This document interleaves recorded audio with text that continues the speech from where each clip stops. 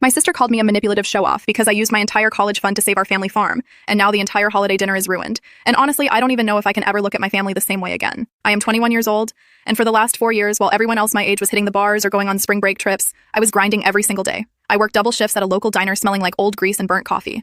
Then I would come home and sit at my desk until 3 in the morning, doing freelance graphic design projects for clients all over the country. I wasn't out partying or wasting my life. I was saving every single cent so I could graduate debt-free and finally breathe without the weight of student loans crushing my chest. My goal was simple: get my degree, get a good job, and finally start my life without being underwater. But 3 months ago, everything changed when my grandpa, the man who basically raised me after my dad walked out, got the news that the county was foreclosing on his ranch. This place is everything to us. It has been in our family for 3 generations, and it is not just dirt and grass. It is the place where I learned to drive a tractor when I was 10, and where we had every single Christmas morning of my life. It is the only thing Grandpa has left, and it is his entire identity. The bill was $30,000, including taxes, late fees, and interest that just kept piling up like a mountain. My mom and my Aunt Sarah spent weeks discussing it over wine, which is just family code for complaining while doing absolutely nothing to solve the problem. I sat in the corner of the kitchen and watched them talk in circles for hours, saying it was a tragedy and a crying shame, but neither of them offered a single dime to help. They just waited for a miracle while Grandpa's hands shook every time he went to check the mail. I couldn't just sit there and watch him lose his soul. So without telling a single soul, I went to the bank and withdrew my entire life savings, every hour of overtime, every missed weekend, every dollar I had bled for, went into one cashier's check. I drove to the county office and paid the debt in full right then and there. The look on Grandpa's face when I handed him that paid in full receipt was worth more than any degree I could ever earn. He didn't even have words. He just hugged me so hard I could barely breathe, and called me the backbone of this family. And in that moment, I felt like a hero. Fast forward to last night, when the whole family is gathered for the big holiday dinner, and the smell of turkey is in the air,